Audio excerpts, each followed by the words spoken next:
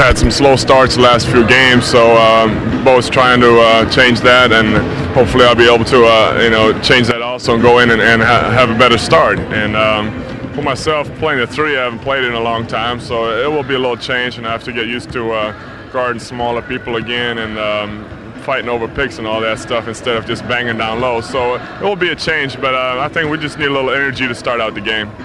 Dennis averaged 19.6 points, 8.5 rebounds, played in all 11 games. At the conclusion of tonight's game, we're going to select the McDonald's Pacers Player of the Game. McDonald's Restaurants of Central Indiana are donating $500 to the Central Indiana Ronald McDonald's Children's Charities on behalf of tonight's Player of the Game. The officials tonight, Mark Wunderlich, Greg Willard, Paul Mihalik. We're set to play basketball. Here's the way the series stands between these two ball clubs, the all-time series. The Pacers lead 11-6, 9-0 at Market Square Arena, but only 2-6 here in Charlotte, North Carolina. This is a tough place to play basketball if you're the visiting team. It really is. These people, not only are they large in number, but they're large in volume as well. Here's the lob pass inside from Pooh Richardson to Dale Davis, and that's maybe will establish the tone of this ball game early on. The Hornets want to play a fast-paced game. They'll do a lot of passing game in the half court. The key for the Hornets is what kind of spacing do they have in their half-court offense. Well, we saw some great spacing last night, Clark, by that Orlando ball club. Down the lane, Mourning. Alonzo Mourning played his first ever game in the professional ranks against the Indiana Pacers back on the 13th of November. And 110-109 was the win for the Indiana Pacers that night. And Alonzo came on and played like a man who'd been playing for 6 months in the NBA. Well, he's got tremendous toughness, and he's really got a serious business-like attitude on the floor, which will serve him well in the NBA. Reggie's shot partially deflected by David Wingate, but the Pacers maintain control. No new shot clock. They've got to get it up. And Smits does. He missed it badly. Rebound comes down to Alonzo Mourning. Here come the Hornets again. They're averaging 112.7 per game, giving up 111-3. Here's Mourning outside. Now back to Muggsy Bogues, all 5'3" of him. Here is J.R. Reed, who it looked like he walked, but instead will go to the free throw line and get the hoop at the same time. Good aggressive move by J.R. Reed. Just grunts and groans his way to the rack. Pooh Richardson gets there late. And J.R. Reed able to get the nice favorable roll. One of the benefits of the passing game when you have proper floor spacing is that at any time a guy who catches the ball at the top of the circle has an opportunity to put it on the floor and get himself to the basket. First lead change of the ball game. First time the Charlotte Hornets have been out in front. Here's Pooh Richardson rebounding on the near side. Miller runs to the top of the circle. Ball knocked away by Muggsy Bogues. 5'3", 140, 6th-year pro out of Wake Forest. Amazing, a guy that's that short can get 6 years in the NBA, and he's still a darn good player. He's going to be around for a while. His assist-to-turnover ratio for the last couple of years has been in the otherworldly territory of 5 assists for every 1 turnover. One of your keys early on, Clark, was the fact that Detlef would give us some early instant offense. He just got his first 2 points of the game. Muggsy Bogues outside of a Richardson. Muggsy's first 2, he's averaging 10.9, leads the ball club in assists, leads them in steals. And now it is 7-4 Charlotte, 9:57 to play here in the first quarter. Smits threw it away, but Reggie managed to chase it down. Now down in front of the Pacers bench, here's Reggie. Drops it inside to Smits, turning on Mourning and got the jump hook. One of the keys for the Pacers in the first quarter is to get Rick Smits some good looks and for Rick to come through by scoring inside. You've got 3 primary scorers on the floor with this starting lineup: Smits, Miller, and Shrimp. And Smits has to get going because in order for him to be effective, he needs a number of shot opportunities. Here is Pooh Richardson, who's running this ball club in the point guard spot, replacing, of course, Michael Williams in that trade that sent Michael up to Minnesota. Richardson pulled up the dribble, now lobbed inside to Detlef, right out front. Might have got a hand on the ball, but nonetheless got the shot to fall, and Detlef has 4 points. It is 8-7, Indiana back in the lead. Now Mourning goes back at the other end. And the third lead change gives the lead back to the Hornets. Good quick hitting offense that time as Alonzo ran the floor and got down there before Rick did. That forced Smits That actually forced Detlef to defend Mourning in the post, and that was a mismatch. Rick going outside this time. Smith's shooting percentage on the year is right at 50%. He has 4 points. Det has 4. Dale Davis has the other 2 on that opening slam lob of the game for Pooh Richardson. Here's Mourning. In the corner, J.R. Reed. You know, it's really funny, Clark, because they have been on J.R. Reed down here like I wouldn't believe for a guy who's from this area. They just have made life kind of miserable for this guy. Well, I think expectations were a little high when he was the 5th player drafted a few years ago.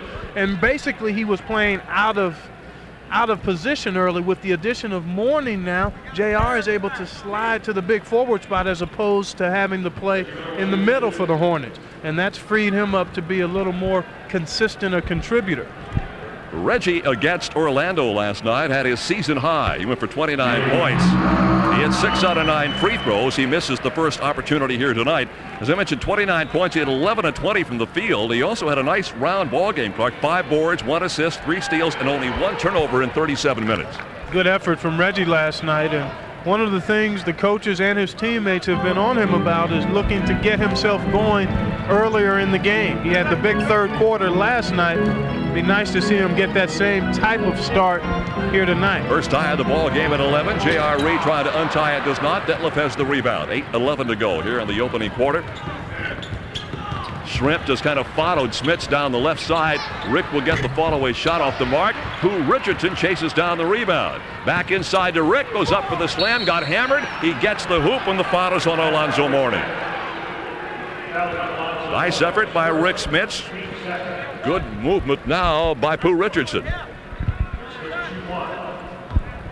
You saw the foul on Mourning, and Smits will go to the line. Rick at the free throw line as we're back live, shooting at 76% of the year. He converts the three-point play. Smits is averaging 12 per. He has 7 already in the first quarter tonight. And the Indiana Pacers have their biggest lead at 3 at 14-11. J.R. Reed backing in. Wingate, newly acquired. Here's Mourning, drives the lane, missed the shot. Ball knocked away from Dale Davis, picked back up by Charlotte. Johnson, basically not a factor in this game so far, will get his first shot from the baseline and knock it home.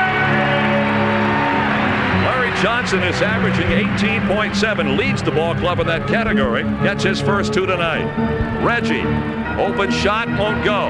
Rebound, Alonzo Mourning. They got a 3-on-1, but the pass is kind of awry. Flipped off to J.R. Reed. Boy, that's a great find by Larry Johnson. We talked about it at the top.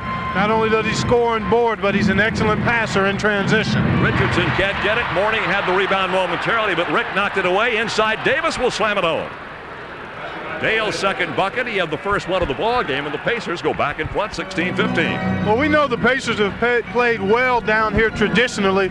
In 3 losses last year, the margin of defeat in each game was 2 points. In fact, that you're right, Clark. 112, 110, 107, 105, and 121 to 119.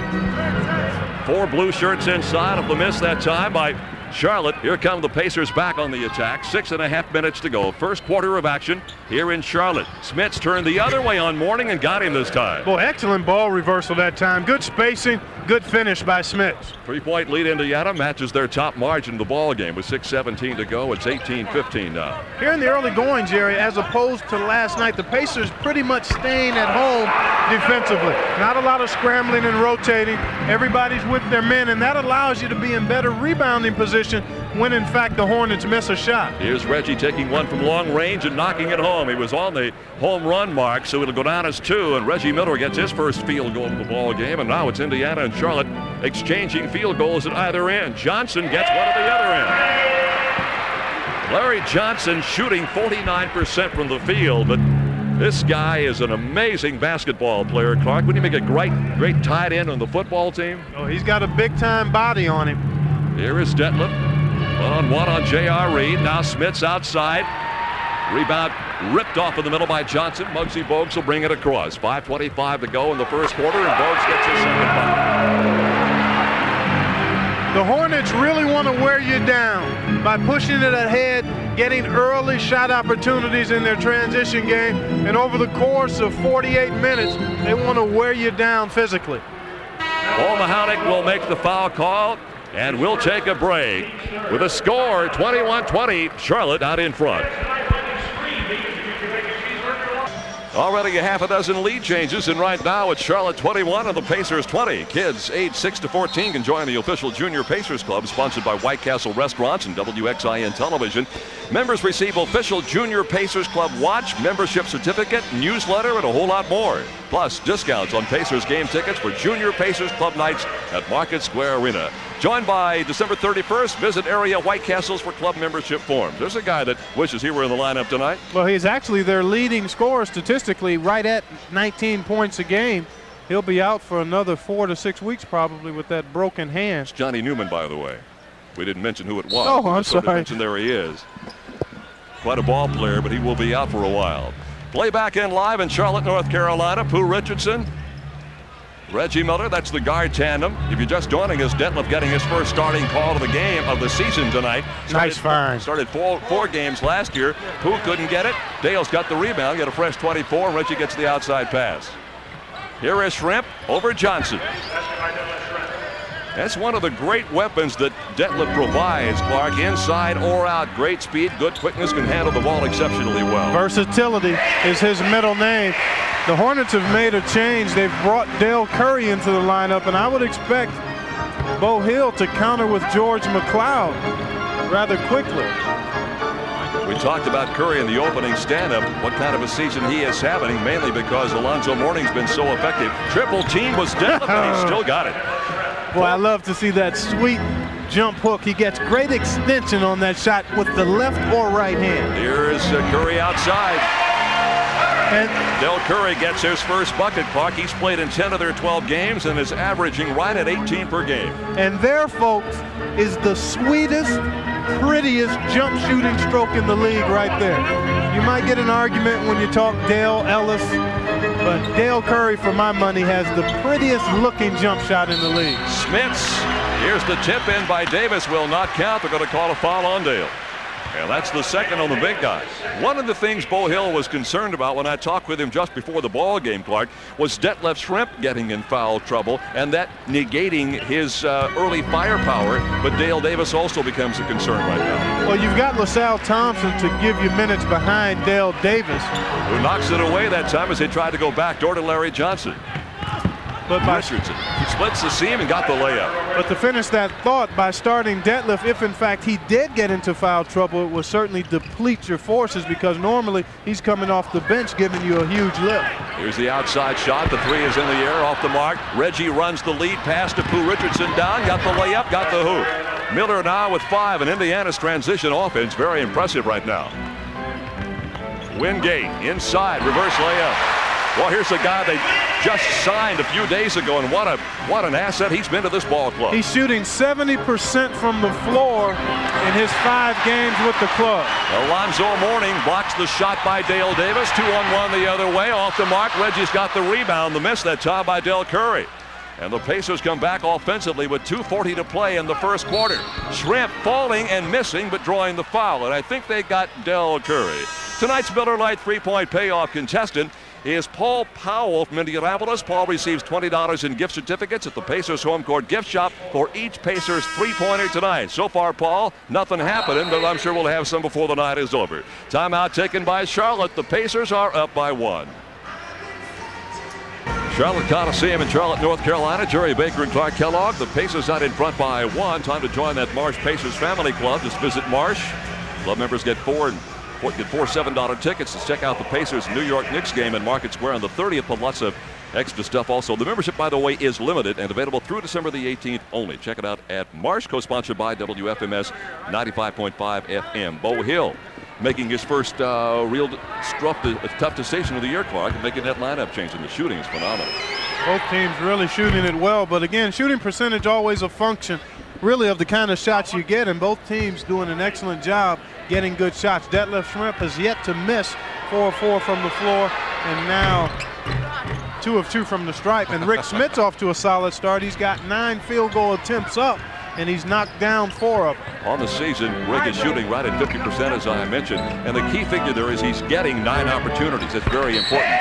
Here's the outside shot, good by Del Curry, and we've got a foul away from the ball called by Paul Mihalik, apparently on a Pacer. I think Rick Smits, by his grimace and body gesture, it seems like he was the guilty one. Well, the field goal by Curry is good. Who they got the line, Clark? I think it was Kenny Gaddison's going to shoot free throws. Apparently there was a push. Apparently so. As the ball went through the hole. This becomes a 4-point play. Or does he just get the one? I think he'll just get one look at it. That's right. And he missed it, so really no big deal except for the personal foul. They'll have to check to see if the backboard is still up there after that one.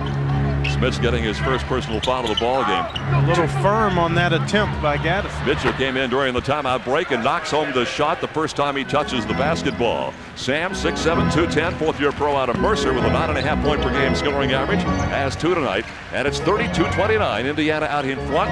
That equals their biggest lead of the game. Here is Gaddison. Smith with the rebound. Quickly up court to Detlef Schrempf. Pacers really moving the ball well tonight in transition from defense to offense. Floater by Reggie. Miller now with 3 buckets and a free throw and 7 points. And Indiana goes in front 34-29, giving them the biggest margin so far in the game. Curry's got Mitchell on him, who almost got the intercept that time as he tried to go to Wingate. Now Gaddison blocked by Schmidt, by Schrempf, I guess it is. Yeah. Knocked way out long range. Shot clock is down to 3. They get the shot and get the hoop, and it's a 3 by David Wingate. A desperation 3 by Wingate. That's his first home run shot of the season. And it's 34-32, dead at the other end. Well, he's got one of the highest arching shots, Clark. I've been watching him play now for years, and I'm still flabbergasted how high he gets that ball. Well, you can shoot it as high as you want to as long as it finds the bottom of the net. That's the basic premise, I suppose. No question about it. Indiana 36-32 leaders now over the Charlotte Hornets, and a whistle outside against Sam. That's the right idea when you're defending Del Curry. He really doesn't want to put it on the floor, so you try to crowd him and try to crowd him without fouling. Here's the defensive effort by Sam. Curry with a nice little pull-through move. He got the ball through and was able to draw the foul. When you're an offensive player, you want to be strong with the ball when you take it through the defender, hoping to draw that foul. Did you order anything else? The ladies came down and delivered a soft drink and a big box of popcorn. Give me a break. McLeod is in the ball game now for the Indiana Pacers. Here's Gaddison missing and drawing the foul. About 3 Pacers from which they can choose to slap the foul too. Well, Bake, if there would have been some more food left after you went through the line in the press room, I may not have needed these snacks. Is that ice cream good or what? Yeah, excellent in there. Did you have a nice Thanksgiving, by the way? Excellent, Good. excellent. Did you have turkey? Turkey, little ham. We had a feast at the Kellogg residence. I'm sure you did the same at your place. I wouldn't know. I wouldn't know. We got a couple of more changes now. You see at the right-hand side of your screen, Sal Thompson, Vern Fleming likewise coming in. Smith's going out. Pooh Richardson with a sit down on the sideline. More changes now into the lineup for Charlotte is Kevin Lynch. Lynch initially was penciled into the starting lineup, Clark, and they took him out just before game time tonight. Well, in addition to missing Johnny Newman, the Hornets also missing Kendall Gill, their fine young backcourt player.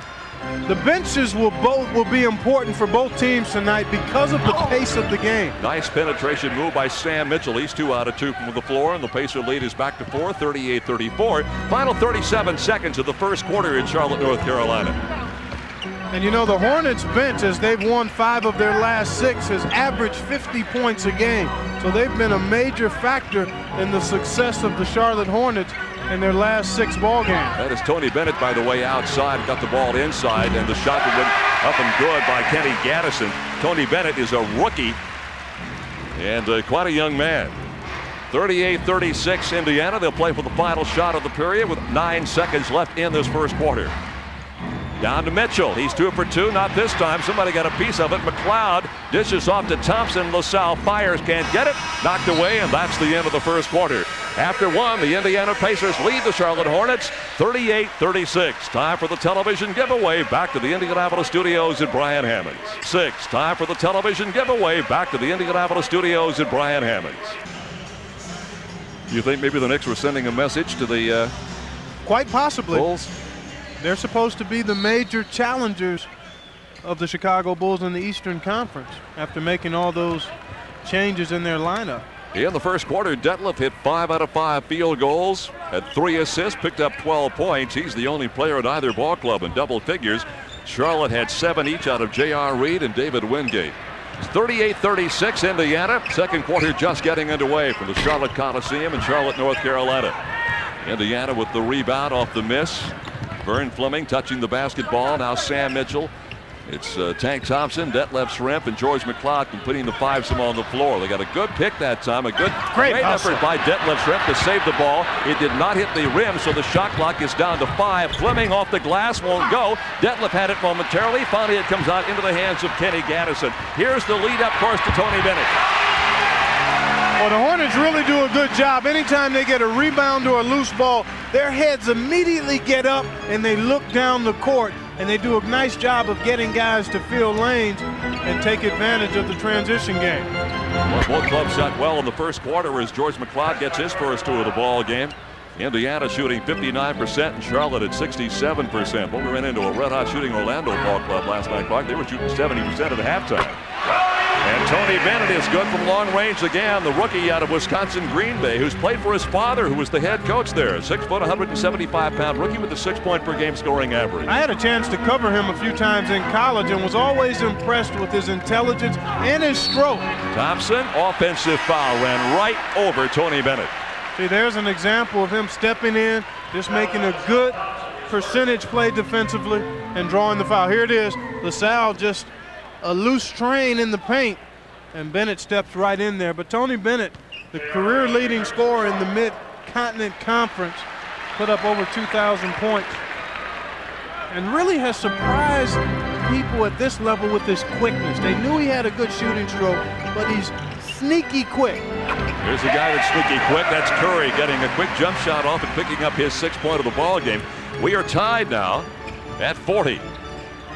Well, I really like the point Slick made back in the studio about Detlef Schrempf's insertion into the starting lineup being a psychological boost for the team and maybe even for Detlef too. As much as he downplays the fact that he's not worried about starting, most guys enjoy being introduced as one of the first 5, especially when you're a player of his caliber. I know for a fact, Clark, that Bo has asked him on a number of occasions, would you prefer to start? Det's answer was pat and always the same, whatever's best for the ball club. And I think that's genuine, but at the same time, there's a piece of him that would like to be out there when the ball is thrown up for the first time.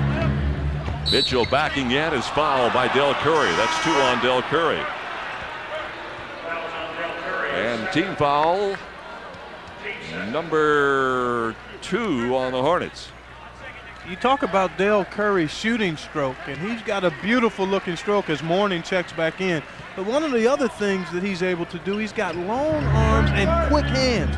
So he comes up with steals and deflections just like that. Here's the lead pass up court. They've got a 3-on-3 break. Here's Lynch.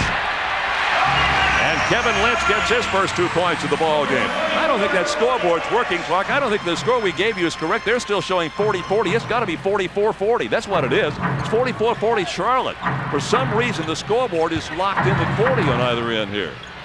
Maybe somebody's dozing off at the scorer's table, but I doubt that being the case. Schrempf inside to Fleming. He missed the shot, but through the goaltending call from J.R. Reed. So Fleming will get credited with the field goal. Well, I had it at 40 all and looked up, field goal made, and it was tied again. I thought, well, I've screwed this thing up, but not so. It's 44-42 now. There was a look at that goaltending call. Well, that was a nice find in mid-shot by Detlef. Well, there's a long-range shot from Curry again. Del Curry has 8 points. That should tie the ball game at 44 if my math is correct here. No, I think that might make it 46-44. 46-42. Well, I'm not even going to. You're the one sitting here with your pencil and pen. Now they got it. Okay. Now they got it. You're supposed to be keeping score, Beck. That's part of your responsibility as the play-by-play guy. But generally, when you move around the arenas in the NBA, most of them work. But and that's correct now. 46-42. Here's McLeod.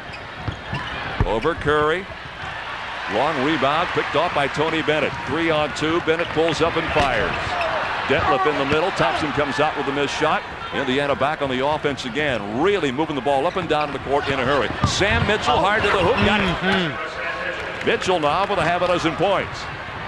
And it's 46-44.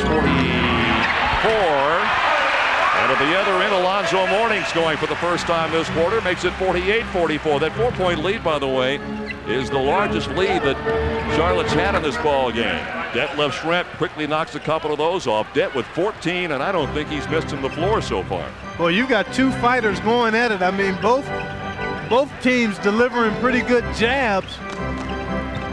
Curry behind Mourning. Del Curry is only a 45% shooter on the season in the 10 games in which he has participated. Doesn't look like it tonight. He has double figures. He has 10 points. Here's Fleming. Well, I'll tell you, Clark, either there's an awful good offensive show going on out there or nobody's playing defense because it's one shot and head back the other way. Well, both teams doing a pretty good job getting good shots. I don't think it's a lack of defense. I just think it's superior offense at this point. It's impressive. Here is Curry again. Not this time. Rebound Detlef Schrempf.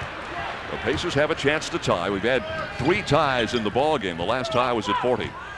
One of the dangers in this type of game is that you fall into this pace where you're not looking to move the ball. Well, what a great entry pass that was by Sam Mitchell to Vern Fleming, and Vern got the hoop and drew the foul. Take a look at this baby come inside. Nice spacing, good look. You see Lynch didn't have his hands active as a defender, and Sam Mitchell was able to whiz that ball right by his ear, and Vern Fleming doing a nice job moving without the orange, gets himself an easy layup. Fleming against Charlotte in the first ball game had played only 21 minutes, but he had a half a dozen points on 2 out of 5 from the field, 2 out of 2 free throws, and added 4 assists in that victory, 110-109. Well, Vern's been in double digits the last 2 outings, and he's played about 23 minutes a game in his last 4. Nobody went out to get J.R. Reed, so he pulls up for the 15-footer, knocks it home. He has 9, 52-51. Charlotte out in front. Nice cut by Fleming. Thompson bulldozes his way in, missed the shot. J.R. Reed comes out. Detlef is back. Mitchell is back, and Det steps in front of the intended pass for David Wingate. Should be a trailer coming. Fleming knocked away, and last touch by Lynch. And with 6 minutes and 48 seconds to play in the first half of this ball game, Alan Bristow takes time out for the Charlotte Hornets, and we'll come right back. Jerry Baker and Clark Kellogg in Charlotte, North Carolina. 6:48 to go for its first half. Guess the total number of points the Pacers are going to score during all the December games, and you could be on the way to Orlando, Florida. See the Pacers and Magic. Just visit the Schick Magic number display at Marsh Supermarkets, Hooks, Drugs, and other retailers. About the entry deadline, by the way, December 12th. No purchase necessary, of course, and the grand prize winner flies American Transair to Orlando, Florida for the March 10th Pacers game against the Magic. That 51 is what Indiana has on the board. 52 for the Charlotte Hornets. 11 lead changes, 4 ties in this game. Detlef missing baseline. Rick Smith probably, and it will be, picking up his second foul. Yeah, he just stepped back onto the floor. And that's one of those awkward fouls you don't like to see Rick commit. Well, very quickly, Bo Hill got up and went to the bench. We'll see what he's going to do. He will put Richardson in the lineup, take Fleming out of there. So it's Fleming on the bench with Richardson now and Reggie Miller running the guard spots. Detlef Schrempf and Sam Mitchell up front with Rick Smits holding down the fort in the middle. Pacers trail Charlotte by 1, 52-51, 6:32 to play in the first half. Another rebound for Detlef. Oh, they had Sam Mitchell open under the hoop, and Reggie had his back to him and couldn't get the ball there. Now Mitchell has it. Richardson with Muggsy Bogues right up in his belly button. Now Miller. Shot clock is down now to 5 seconds. Inside Detlef, double team, goes to Reggie. Lets the 3 fly. Got it. Reggie Miller with the outside shot as the shot clock was running down. Has his 10th three-pointer of the year. He has 10 points on the night. Boom, baby, that's for you, Slick. He's yelling it right in Brian Hammond's ear back there right now. Detlef knocked away. Apparently a great defensive play by Alonzo Mourning, who had 22 blocks coming into the game. Here is Muggsy Bogues. Not a good example of transition defense as they allowed. And Bo Hill just got a check, and what he's upset about happened at the other end down here with the lack of a goaltending call. I think Alonzo got that ball before it got near the rack from behind. Be the judge yourself. Here's Mourning right in the middle of your screen. The ball hit the rim, and as it was coming back is when when Alonzo blocked it. Watch it. Ooh, well, maybe not. No, that angle showed that he came over the top, and there should have been a goaltend call. Muggsy Bogues will get the technical foul shot. Bo Hill is irate. That's Randy Whitman right behind him now. He wasted no time. By the time Muggsy got back to the other end, Bo Hill's face was as red as part of his tie, and he was all over Paul Mihalik and Mark Wunderlich and Greg Willard. Well, I think he had every right to be, especially after looking at that second replay. The first angle we had made it seem like Detlef had hit the rim with the ball and then Mourning blocked it, but that didn't seem to be the case from the angle up top. Well, it's over now. Yep. Right in front of us, Detlef Schrempf will toss it in. Pooh Richardson, Rick Smits, Sam Mitchell, Reggie Miller. That's the fivesome on the floor now for the Indiana Pacers. J.R. Reed and Muggsy Bogues are out there. Wingate. They've got Larry Johnson and Alonzo Mourning, or Zoe as they like to call him down here in Dixie. 55-54 Charlotte, 5:38 to play here in the first half. Reggie got hammered. Take your pick. You want Mourning or you want Johnson? Pick him. Nice strong move by Miller. Yeah, they're going to go with Alonzo Mourning. This is what we just see the tail end of it, but he put a nice move on Wingate to get to the paint and then went in to draw contact, and I think they whistled that guy there, Alonzo Mourning, for the foul. So here is Reggie, who is 1 out of 2 from the free throw line so far in this ball game tonight. In that first game back at Market Square Arena on the 13th of November, Reggie was a busy young man that night. He played 40 minutes.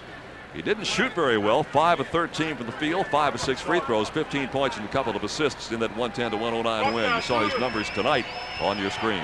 You know, one of the other advantages of starting Detlef Schrempf is that you have another scorer out there, and that typically will free up your other key guys because they aren't as concentrated on as they might be if Det wasn't in the lineup. I'm speaking primarily of Smits and Miller. Well, somebody better go out and put a hand in that guy's face. Muggsy Bogues is a guy, I guess, Clark, you just feel like you got to sag back in a little bit, but he's going to knock it home all night long. Well, you can't take away everything, so you try to make him do what he doesn't do well, and that's shoot the perimeter jump shot. Well, there's great ball movement by Indiana. Tapped up once off the mark by Davis. Out comes the rebound to Muggsy Bogues. Richardson tried to stop him. It's knocked away by Detlef coming in from behind. A couple of nice plays by Detlef to not give up on the play. He did it at the offensive end on the shot he missed earlier. And that time, see, Det just doesn't give up, gets right to the passing lane and makes a nice deflection. Has Detlef gone out of the game yet, Clark? I don't think so. So he has been in there right from the get-go. Winfield, one-on-one on Detlef. They pull up. Got the shot, Wingate knocked away. Rebound comes off now to Indiana. No numbers advantage, but Reggie got there in a hurry. Now we'll get some goaltending. I believe they'll get Mourning this time. They will give the bucket to Reggie Miller. He's got a 14-point game going right now, 7 in each quarter. Take a look at this baby again. Well, this is really a no-brainer. The fans are upset, but I mean the ball's on the window, on its way down. I think it was Johnson that got it initially.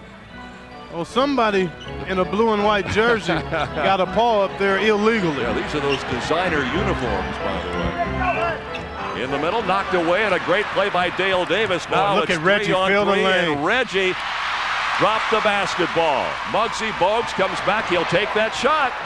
He won't get it this time, though, and Davis comes off of the board. They've got numbers again if they hurry. Richardson out to Reggie. 4-3. Short on the floor. Got his own board. Great hustle. Draws the foul. Missed the shot. J.R. Reed got it. I love the aggressiveness.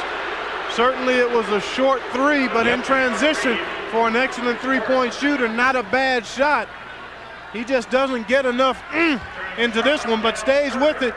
Three-point shots usually lead to long rebounds, and Reggie tracked his own miss down and then drew the foul on the out-of-position J.R. Reed. Well, the Hornets appeared to have clay feet that time. Clark, nobody went out to get the basketball. Well, they like to play the up-tempo game, but I don't know if they expected the Pacers to counter. Charlotte is averaging 46.2 rebounds a game, and guess what? Their opponents have exactly the same number, 46-2. Reggie gets 2 out of 2. After missing his first, he strung out 5 in a row. He has 9 points in the quarter and 16. There's the rebound advantage for Indiana in the first half of this ballgame with 4 minutes left to play. And a good number of those boards on the offensive end. Pooh Richardson on Muggsy Bogues takes him inside. Hello! Oh, man, what a play by Jerome Richardson, that's only his second bucket, but he took Muggsy to school that time, and Alan Bristow's had enough. 3:45 first half. Indiana being down by 4 at one stage on a 6-0 run, now leads by 5. Pacers lead by 5 after a 6-zip run, and Pooh with a little show and tell here all the way to the well on the smaller Muggsy Bogues. Doesn't get any sweeter than that in transition. Coming up next week, a pair of home games to catch at Market Square. Wednesday, the only visit of the season by Portland. If you can't make it, Prime Sports Network coverage begins at 7:30. And on Friday, Atlanta's in town. Good tickets available for as little as $7 at all Ticketmaster locations, including Karma and LS Air stores, plus the MSA box office. Back to live action now. Detlef Schrempf with 14 points. Reggie Miller with 14 points. Clark, that's the kind of well-balanced scoring Bo Hill would love to have. Well, you need your key guys to get you started. And a whistle. And a foul on Dale Davis. Well, it's impossible to go over Larry Johnson, and almost as impossible to get around him. I mean, he's 6'7", 250, and there's nothing extra there. I mean, his shoulders are as wide as most doorways. And that time, Dale Davis just got caught coming over his back. You see Dale leaving the lineup. That was his third foul. He goes out. Sam Mitchell comes in. Indiana equaling its biggest lead of the night at 62-57 with 3:22 to play in the first half. Wingate in the corner. Muggsy Bogues got free again. This time, Detlef Schrempf had great rebound, and Larry Johnson's going to pick up his first foul of the game. Great position that time by Det. Excellent. There's Larry Johnson. That's the fifth foul against Charlotte, so we'll make the walk to the other end. We have sung the praises of Pooh Richardson. I've told this story before, but for those who are maybe joining for the first time, his real name is Jerome. And he got that name because his grandmother gave him the name Pooh, and he was just a small child based on the storybook character, Winnie the Pooh. Well, she was accurate. She was right on the money, wasn't she? Oh, no question It's about it. It's amazing to me, Clark, how nicknames that start out when you're a child go all the way through your high school and your college and your pro career as you take them to your grave. That's right, and I venture to say this. Every cartoon character that you see, there's somebody somewhere that looks exactly like that character. You think so? Oh, no question about it. I don't know if I can ever prove that, but it's certainly a theory that I've established in my own mind. Well, you have a lot of theories that most of us don't understand, but we don't really get involved. Steal by Pooh. Here's Reggie. Got the layup, and Indiana now with a 65-57 lead, and they have been impressive in this ball game tonight, much in contrast to the way they performed last night against the Orlando Magic. Wingate can't get it. Johnson did. Smits just barely got a piece of it, and they get a fresh 24 with 2:40 to go. Now here's Curry going in on Mitchell, kind of forced the shot, missed the shot. Mitchell's got the foul, and that's 2 on Sam.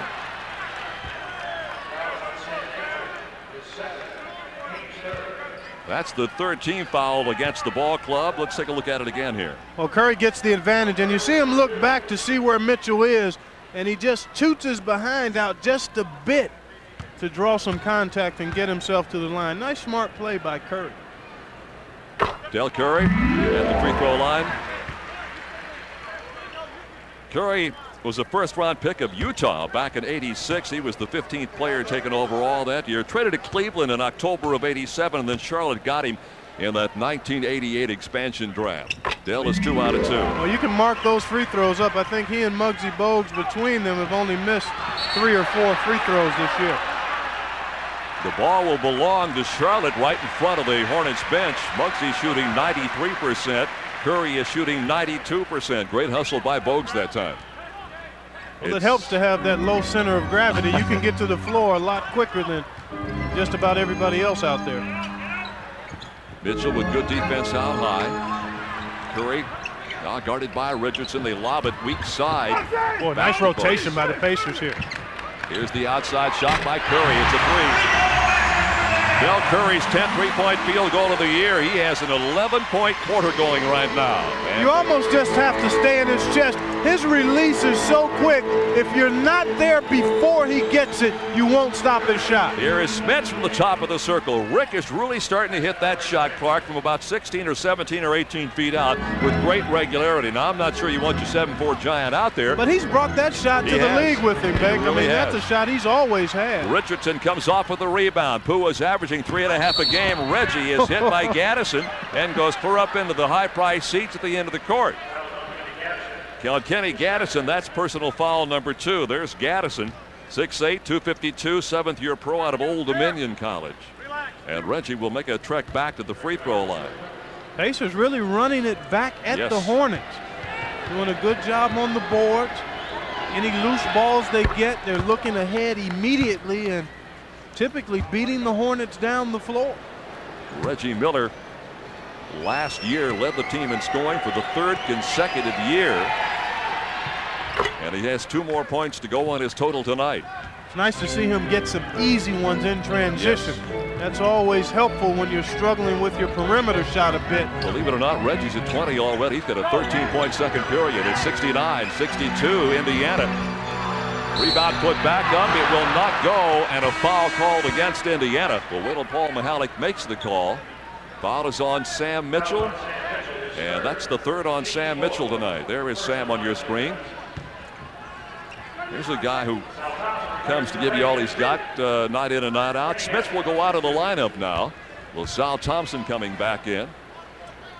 Gaddison will get the first free throw. Now we'll get another change for the Indiana Pacers as Sam Mitchell gets a blow, and there is George McLeod, who did not start tonight, in case you're just dotting our way on Fox 59.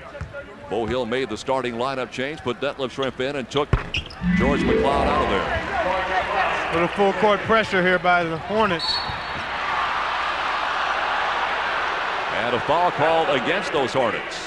Alan Briscoe, who is one of the most intense individuals you'll ever run across, not pleased with that call. He's a very active coach. I mean, throughout the course of this first half, I mean, he's gotten a nice little workout in. He's run about 40 20-yard dashes here in the first half.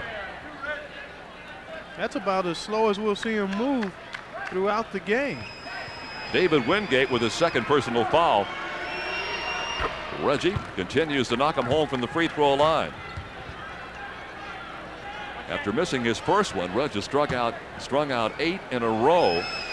Last year he hit 85.8%, but that was down 60 percentage points from the previous year, and as a matter of fact was the lowest in 3 years. Down 6 percentage points. 6 percentage points, as not opposed 60 to 60 percentage yeah. points. Yeah, that would be quite a drop, wouldn't it?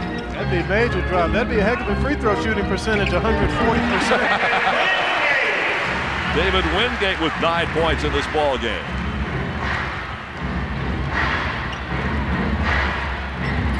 Inside Reggie, and a great entry pass by George McLeod. McLeod is 2nd in the ball club in assists, as a matter of fact, with almost 4 per game.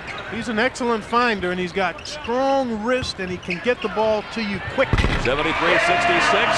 Odell Curry quickly cuts into that lead. Curry having a great ball game makes it 73-68. Clark, he continues to stroke them just like you thought he would. Final 40 seconds now, the first half. Richardson in real deep trouble, got it to Reggie. He's got 3 on the way, and he's got it again. Reggie Miller's 2nd three-pointer of the ball game. He now has 20 points in this quarter. It's 76-68. That equals Indiana's biggest lead. Larry Johnson smacked by LaSalle Thompson. That's what you call getting your money's worth on the foul, and Reggie Miller has it going on, folks. There you take a look at Johnson. Strong to the rack, and LaSalle makes sure he doesn't have a chance to get it up and down, and immediately pleads guilty. See, that's how you keep anything from coming out of hard fouls like that. If you immediately own up to it and get away. I did it. Yeah, get away from the action. Larry Johnson got kicked out of the game last night in Boston, by the way, as Vern Fleming comes back into the lineup, replacing Detlef Schrempf, who went all but 25.5 seconds of this first half. Johnson got into it with one of the officials in Boston, Mike Mathis, and got tossed out. He had 2 techs in a very short span of time. It was within about 45 seconds. So Johnson hits them both, giving him 8 points. He had 12 points and 6 rebounds, and that came with about 3 minutes to go in the third quarter, and they lost that ball game in Boston, and I'm sure there are those who feel that maybe his departure was one of the reasons why. Sure, they had led pretty much throughout the second and third quarters, and when he was ejected, things kind of went south for the Hornets. 5 seconds left in the period. Here's Reggie. He's got it to LaSalle. He's got it to Fleming. Kern will fire and miss it. And, well, the 24-second clock went off, but only about 0.3 of a second behind it was the shot clock, the game clock, and that's the end of the first half. Bo Hill's got to be pleased, although you wouldn't tell it right there. Clark up by 6. Yeah, they did a nice job. Really ran the ball back at the Hornets. Their transition D was pretty good, so a solid half all around by the Pacers. After being down by 4, they went ahead by as many as 8. We head to the locker room at halftime from Charlotte, North Carolina, and the Pacers lead the Hornets by a score of 76-70. North Carolina, and the Pacers lead the Hornets by a score of 76-70. This is Charlotte Coliseum in Charlotte, North Carolina. The last time Indiana was down here last year, they lost 3 successive ball games by a grand total of 6 points, Clark Kellogg. So it's not an easy place to play, but at halftime they're up by a half a dozen and had a good first half of basketball. Real solid. The pace was quick, and they outran the Hornets, especially in that second quarter. Let's take a look at the halftime Sizzler stats now and see if they tell us any kind of a story. First off, the numbers: Indiana shooting 30 of 52 and Charlotte 29 of 49. Well, Charlotte cooled off just a bit because they were in the high 60s at one point in the game. The Pacers won the free throw game, which is critical, and they also did a nice job on the offensive backboards. The individual scoring in the first half. The assist, let's take the second page here and take a look at that. The bench points. Indiana's been winning that battle big over the last several games, but with Detlef in the starting lineup, that changes everything. It really does, and that's fairly respectable because the Hornets bench has really been putting up some big numbers. Now let's take a quick gander at some individual point totals in the first half of this ball game. Leading scorers tonight for the Indiana Pacers, Reggie Miller with 27 points. What a remarkable second quarter Reggie had. He had 6 out of 7 field goals. He was also 2 out of 3 from three-point land. And here's one from behind the arc. Nice find by Richardson along the baseline. Reggie got his feet under him. Nothing but the bottom of the net. And Detlef Schrempf with a good first half also, 6 out of 9 in 24 minutes. Well, just what the Pacers wanted from Detlef. Offensive production early, and he gave it to him throughout that first half. Charlotte Hornets leading scorer was Del Curry with 17 points. He had a 13-point second quarter. As sweet a jump shot as there is in the league, and he's got a quick trigger to go with it. So we're ready now. The second half is underway. The Indiana Pacers go with Pooh Richardson and Reggie Miller at guard. Rick's in the middle. And then Dale Davis as Morning scores to hit double figures now with 10. Dale Davis joined with Detlef Schrempf. Detlef played all but 25.5 seconds of the first half of this ball game. Will that be a factor, Clark? I don't think so. Det takes such great care of himself that he's ready to play. Probably the excitement of being in the starting lineup is enough to get him through any fatigue that he might experience. Well, Reggie's going to pick up right where he left off, Clark. He's got 29, and now they're going to say there was a foul called against Indiana. And the foul is on Dale Davis, and that's significant because now they're showing that as 3 on Dale, so it's not as bad as we thought it was. Dale Davis officially now with his 3rd, but I have him down for 4. What's the official word here? Let's check it. Dale's. Well, your word is always the official word from my perspective. It is 4. That's exactly what it is. They announced 3, but it's 4. I tell you what, one of the basic principles in playing defense is you can't run back and not see the ball, and Dale didn't see the ball and got himself into foul trouble. Inside, Morning with a reverse slam. So now with a dozen points in this ball game, and just like that, it's 78-74. This is an explosive Charlotte ball club. I mentioned they're averaging 112.7. Clark, they got a lot of guys that can put points on the board. Smith's on a drive, and it's blocked by Alonzo Mourning. Alonzo was screaming and hollering in Rick Smith's face, and I don't think Rick knew how to respond to that. That's the 3rd block shot of the ball game for Alonzo Mourning. J.R. Reed. Nothing. Knocked away, out of bounds, belongs to Charlotte. Well, I think that really rattled Rick, and he kind of panicked and just tried to get it to the hole and really wasn't on balance, and Alonzo was able to get the better of that particular sequence. I mean, he was actually just screaming, hey, hey, hey, and Rick decided to just lower his shoulder and get to the hole and had it blocked. Just getting underway now. A minute and a half into the second half of this ball game. Indiana with a 78-74 lead. Dale with a good job of shutting off the baseline. Mourning fouled by Smits. And Rick's getting a little upset, and it may relate back to that foul. I'm sure it does. Not the foul, the actual. Or the drive at the other end. Exactly. In tonight's Miller Lite three-point payoff, Paul Powell has won $40 so far. Paul receives $20 in gift certificates at the Pacers home court gift shop for each Pacers three-point field goal in this ball game. And Reggie hit him up with 2 in the first half of this game tonight. Well, no lead in a game of this pace is safe. Even if it was a double-digit cushion, the Pacers have to continue to take care of the basketball and get high-quality shots from their key people. Morningdown posted down on the wing, going isolation on Smits. Detlef came over and helped out and will pick up the foul. And that's the first of the game on deck. So one of the concerns of Bob Hill has been alleviated. They're going to take Smits out of the lineup now, put Thompson back in there. LaSalle was in the first half of the game, saw 7 minutes of action. Smits 17, so that they combined to back up each other for the 24 minutes in the first half of the ball game. Wingate, now Larry Johnson. Wingate tips it in, nobody blocked out David Wingate. He's been playing outstanding basketball since being acquired when Johnny Newman went down. And may have found himself a place on this roster even when Newman gets healthy. So a 6-1 halftime lead is cut down to 2, and Detlef Schrempf quickly adds 2 more to the total. Det now with 17 points.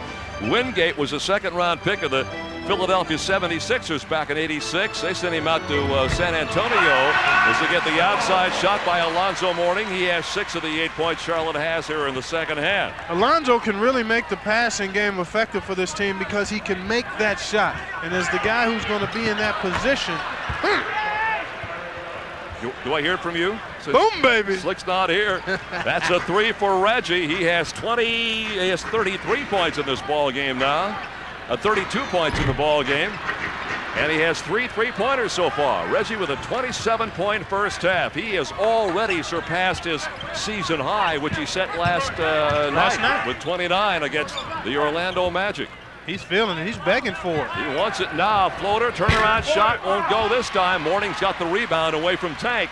And with 8 minutes and 46 seconds to go in the third quarter, it is Indiana up 83-78. Ball knocked free. Richardson's got it. Reggie runs the lane, gets the pass, got the points. We'll go to the line with a foul by David Wingate. What about the pass? Great right pass. On the money. I mean, if you're a quarterback in football, that's hitting the guy on the numbers. Take a look at this feed. Right in stride, right on the line. And Reggie puts the period on the sentence. One of the reasons that you run so hard when Pooh's got it is you know you're going to get it. Take a look at the reaction after Reggie knocks this one down. Take that, Hornet bench. A little trash talking going on out there tonight. It was probably just a whisper. Oh, it was just a, did I step on your toe? I'm sure it was an apology by Red. There's no better feeling as a player than to have it going on. And Reggie has had it going on since early in the second quarter. The Indiana Pacers played some great basketball tonight. They boxed out that time, but J.R. Reed came off with the rebound nonetheless. And Reed, who averages less than 9, has 11 now. It's 86-80. Muggsy Bogues, nobody helped Detlef out to let him know he was there. Bogues to Mourning. And just like that, Alonzo Mourning in the first 3 minutes and 50 seconds of the third quarter has scored as many points as he scored in the entire first half. He has 16. And timeout Indiana. 8 minutes, 5 seconds to go. Third quarter, Indiana still leads by 4.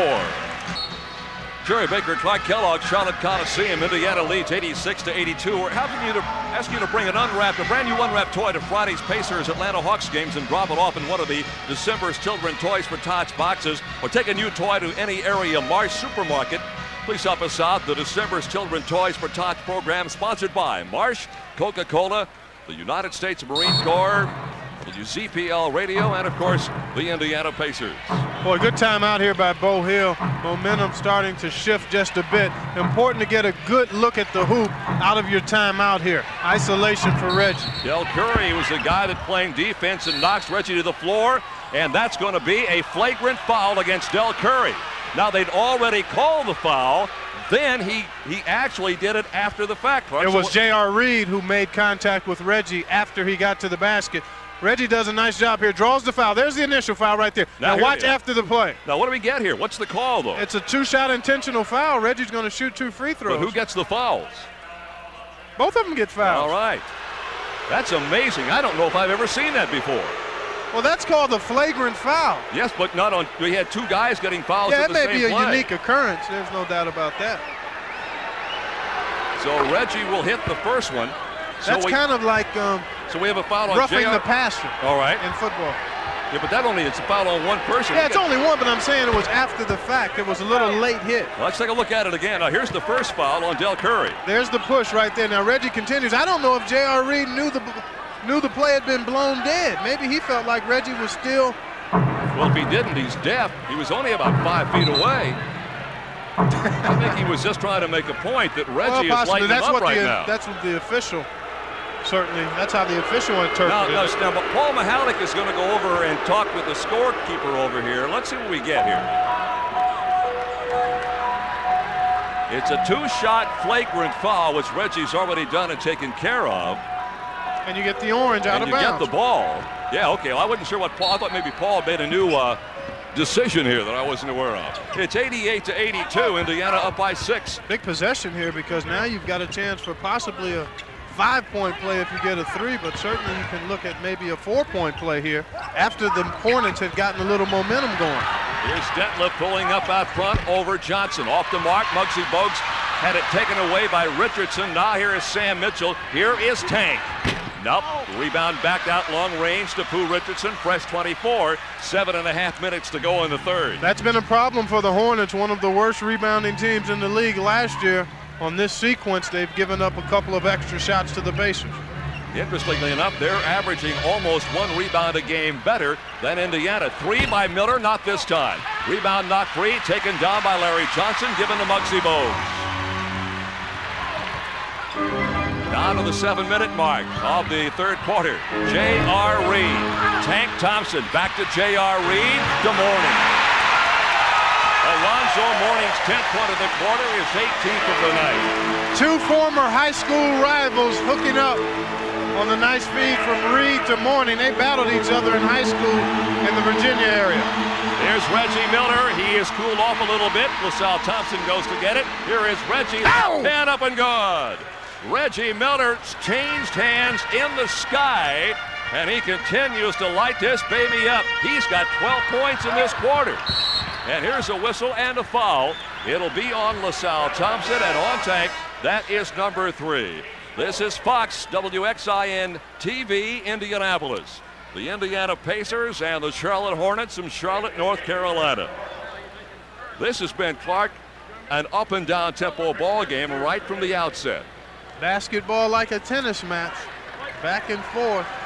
You can't do too much popcorn digging in one like this. Well, now unless you've got my peripheral vision. Say, wait a minute, you put a big box away already, and wanted to know if the lady would go get some peanuts if they weren't salted in the shell. Give me a break. Alonzo having a big quarter here, showing you his ability to put it on the floor. If you're defending Alonzo, that means LaSalle Thompson, Rick Smits. I think you've got to bait him into taking the 17 or 18 footer. Don't allow him to get to the free throw line and get your big people in foul trouble. Alan Bristow, you saw on your screen, took over this ball club this year, and they didn't seem to get the desired results they were hoping for. Down of Gene Littles. Here is Smits posted inside over Mourning, and Mourning blocked the shot. That's 4 block shots for Alonzo Mourning, and a foul call, and Mourning is all over the face of Rick Smits. He's really frustrating Rick Smits. You can just see it. He baited Smits about 5 minutes ago into a 4-shot. Now Smits has tried to make it a personal vendetta. There's the shot. He's all over it, anticipated the move beautifully, and then there's the foul. And that's 4 on Smits, and the Pacers over the limit. The Hornets have only committed 3 team fouls this quarter. Mourning, though, has struggled lately from the line. Actually, he struggled from the floor and the line, although he's had a big quarter. He's 1 out of 3 from the free throw line and 5 field goals to go along with it. 48% free throw shooting in his last 4 games for Alonzo. They talk about the demise of Magic Johnson and Larry Bird, and who are going to be the superstars. Boy, they got a couple of great potential ones this year in Shaquille O'Neal, #1 pick, and Alonzo Mourning, #2. I think the league is going to get even stronger. Smits dropped it inside. Loose ball picked up now by Mourning. It's 90-86 Indiana with 5:50 to play here in the third. Despite all the emotion and the up and down play, Indiana's clung to this lead. They were up at halftime by 6, 76-70. Here is Curry, 76-60, to 70, I should say. And the rebound taken down by Charlotte, put back up off the mark, and that's another foul on Rick Smits. And they are doing a number right now on the big guy. That's 5 on him. I think Bo Hill was hoping he could allow Rick to play through his frustration and maybe use that anger as incentive and motivation, but it just hasn't worked that way because of the fouls committed by Smits. First free throw is good by David Wingate, a 77% free throw shooter, and Indiana's going to take a timeout. We'll do the same from Charlotte. 5 minutes, 33 seconds to play in period 3. Indiana still with a 3-point margin. We're at Charlotte, North Carolina. Jerry Baker and Clark Kellogg here. Wyatt Hammonds and Bobby Slick Leonard back at the Indianapolis studios, and the Pacers up by 3, 90-87, 5:33 to go in the third. Starting Wednesday at Market Square Arena, you can vote for your favorite Pacers to be in the 1993 NBA All-Star Game out in Utah. Miller Genuine Draft sponsoring the ballots for this season All-Star Game. Pick up a ballot, vote for Reggie or Dad or Pooh, or all three. You can win some valuable prizes, by the way, in the process. A peek into the Indiana huddle. The Pacers 5 wins, 6 losses. We got a game in Atlanta on Tuesday. We'll be there for television there. Rick Smits now struggling. Clark Kellogg so far in this ball game. Rick has only 11 points. 9 of those came in the first quarter. Well, he's really struggled here in the third quarter. He picked up his 5th foul a possession or 2 ago. And there's nothing wrong with getting angry on the floor, but you can't play mad. See, you can get angry and allow that to motivate you internally, but you can't allow it to get you out of yourself. And I think that's what happened with Rick Smits. Alonzo having a big quarter, doing a little talking, baited Rick into some tough plays, got a couple of shots blocked, and Rick now is going to have to sit down a while and think about it. Key stretch here for the Pacers. They're down. They're actually up 3 after having led by 6, so they need to make sure they're getting good ball movement and good shots. Reggie inside to Fleming, back out to Dent, top of the circle. Great ball movement results in 2 points for Detlef. Give him 19 in the night. Beauty, because Muggsy Bogues can't handle Vern in the low post. That forced a double team, and Vern got it out to Dent for the wide open J. 5 minutes and 2 seconds to play. Nice play by Pooh Richardson. They doubled down that time on Larry Johnson, and they knocked it out of bounds. Mitchell had really shut off the baseline, and Pooh came in from the outside and helped out tremendously. Well, the Pacers with the 3-guard unit. Richardson, Fleming, and Miller with Shrimp and Mitchell on the floor. That's a small lineup in there very right small, now. But with the small size, you hope to get quickness and plenty of activity at both ends. Del Curry, he knew he was in trouble because they had isolated Reggie on one side of the floor. Curry, even though he is 6'5" and has good quickness, is probably not going to keep up with the Reggie Miller here. Well, Reggie's feeling it. There you see it from the ground level, right in your living room. Reggie got the step and drew the foul. Reggie Miller has strung out now 12 successive free throws after missing his first of the ball game. Indiana's used that free throw shooting very effectively tonight. That was the 4th foul, by the way, on Del Curry. Reggie Miller. Reggie getting into a little exchange of glares and stares with the Charlotte bench, and seems to be really enjoying this. He has 14 points in this quarter, Clark. He had 20 points in the second quarter and 7 in the first. What a game by Reggie Miller. Well, he's going to figure it out before long that he can do this each quarter. Last night it was the third quarter. Great Tonight point. he got started in the second quarter. Maybe the next game he'll do it in the first quarter. Fleming thought he was fouled, threw an air ball up on the drive. It's 94-87 Indiana. Pacers have been ahead by as many as 8, trailed by as many as 4. Strong effort that time. Detlef keeps it alive. Johnson comes out with it, and a great play by Sam Mitchell. It's knocked away. It should be Indiana's basketball. Now the official pointed the wrong way, then changed his mind. Clark, we got to do some checking here. Now watch where it goes out of bounds. It'll be at the lower portion of your screen here. Boy, nice mad scramble here for the Orange, and Mitchell wrestles it out of there. There it is right there. And then it's off of Kenny Gaddison's left foot. 94-87 Indiana. 4 minutes to play here in the third period. This has been one whale of a basketball game. Reggie inside, takes the shot, missed the shot, threw the foul. They're really isolating Reggie, and for good reason. If it's not broke, don't try to fix it, and Reggie is doing what he wants to against the Hornets right now. He's got started in the second quarter with some transition opportunities to three-point shooting. Now they're isolating him, and he's taking people off the dribble and getting himself to the foul line. Reggie Miller has 41 points. When you are the man, you got to be the man. Boy, and he is the man tonight. Reggie has made 15 free throws by himself, Clark, and the Hornets have made 13 as a ball club. 43 points now for Reggie Miller.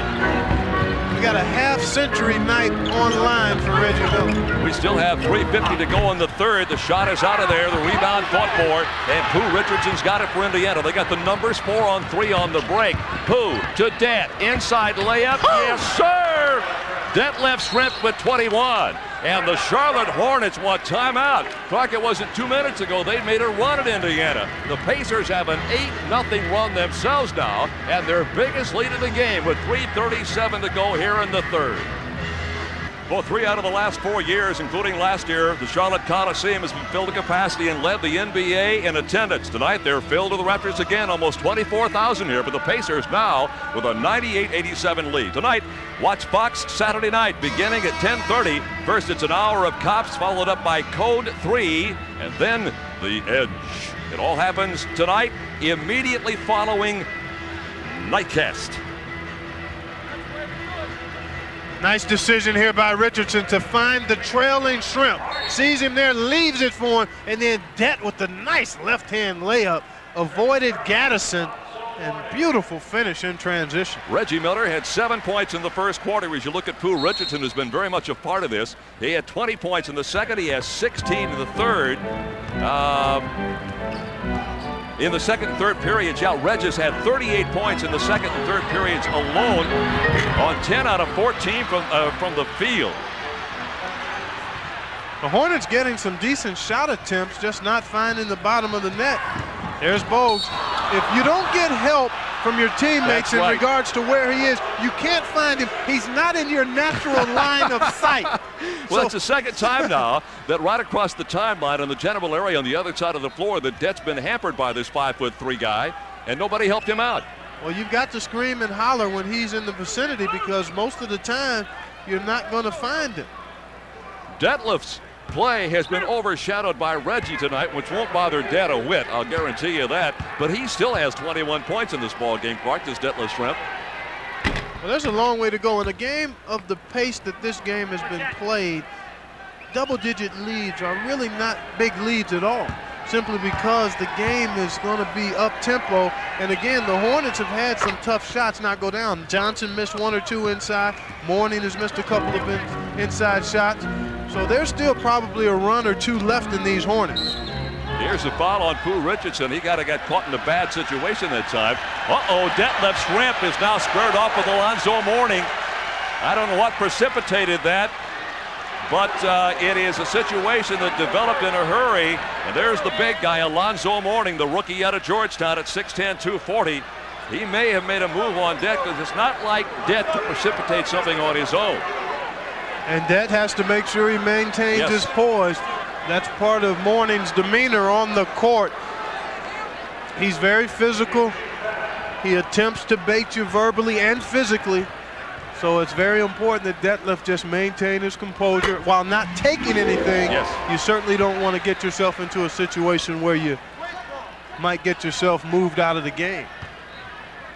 David Wingate now with 13 points in this ball game. Boy, this guy's been, as Clark mentioned earlier, a valuable asset to this ball club when they had the injuries that they encountered. He now has 14 points. They're without Johnny Newman, who was their top scorer, fracture of the third metacarpal left hand on the injured list, and Kendall Gill with a sprained ankle, but a severely sprained ankle. They don't expect him back for another week to 10 days. Right. It's 100-89, the Indiana Pacers. We had 13 lead changes. Those all came in the first half of this ball game. And once Indiana established itself, they've been tough. There is Mitchell, hard to the hoop, got the roll. Boy, Sam now with 8 points. That's excellent spacing. When you've got spacing like that, upon moving the ball, there will be seams that you can drive through.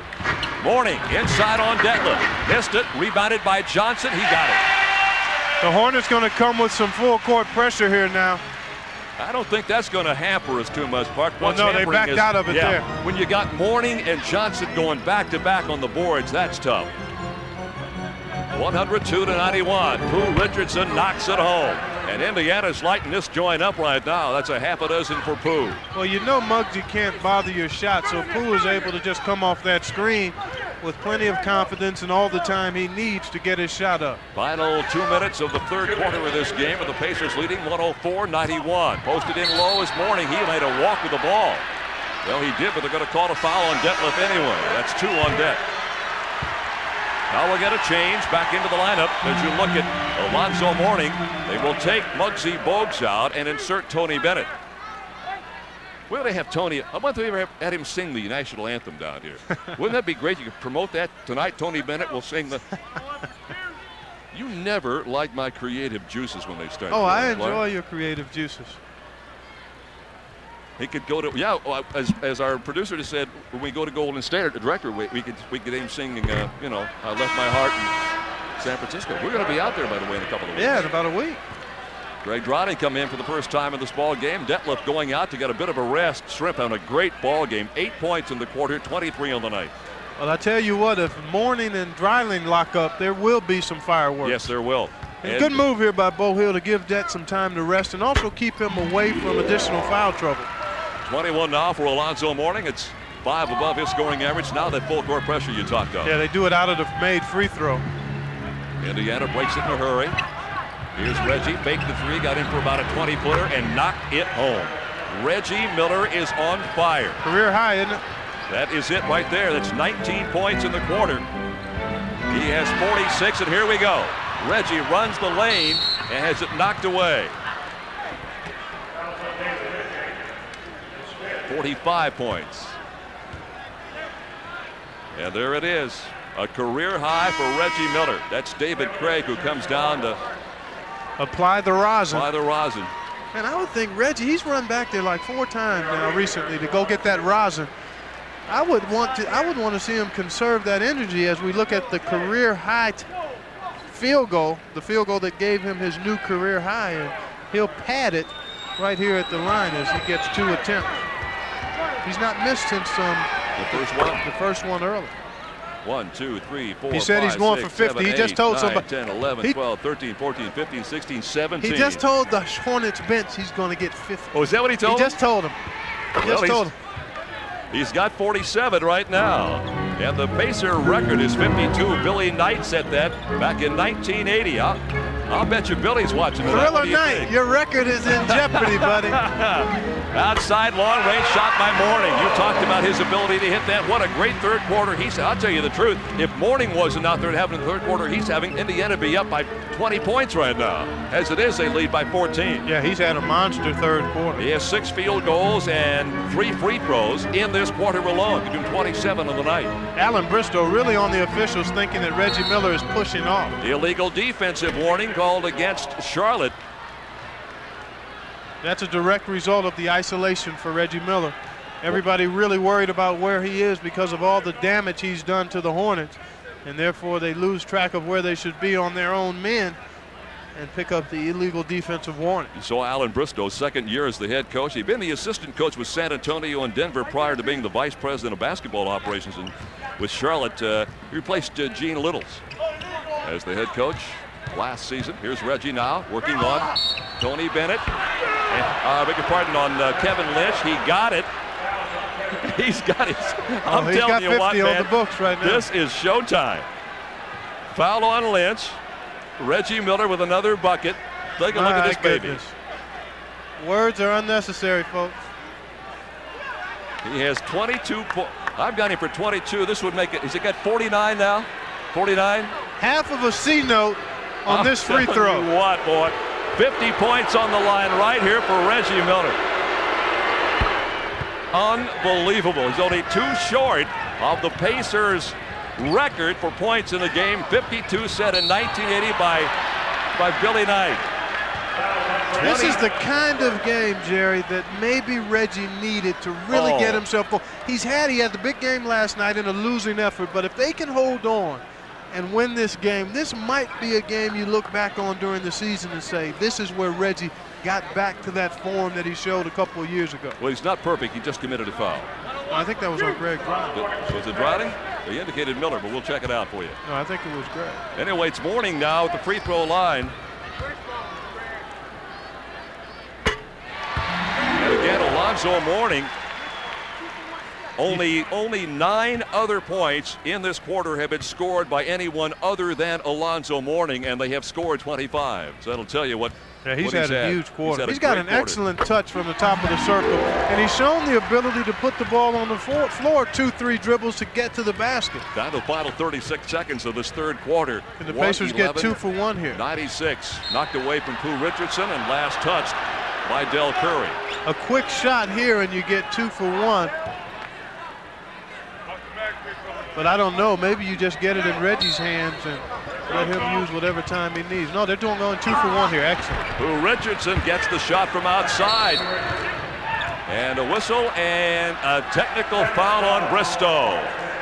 Richardson with 8. Alan Bristow, we talked about his shenanigans on the sideline and his intensity level. And it's going up another couple of degrees Fahrenheit because here's Reggie back at the free throw line again.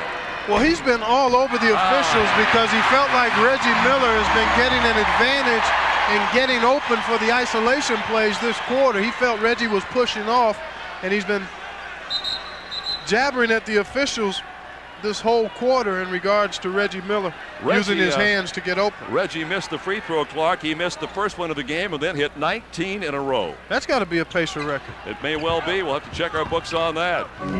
Larry Mago, our producer in charge of doing those things for us. We got our hands full out here tonight. We're just trying to keep track of what's going on the floor.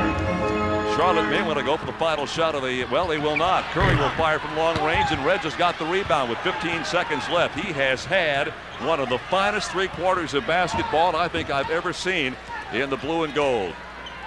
It's a new club record from the successive free throws. Reggie for 3. Billy Knight and Herb Williams each hit 17 in a row in a ball game, in a game total. And Reggie's got 19 already. Up to Alonzo, who let it go off his noggin and out of bounds with 0.2 of a second left. Yeah, they can't play it, so you've got to end the quarter. There's no way a shot can be taken. Well, that's the end of the third quarter, guys. We had an exciting third quarter. It's 113-96 Indiana. We've got another television set to give away. Here's Brian Hammond. 96 Indiana. We've got another television set to give away. Here's Brian Hammond.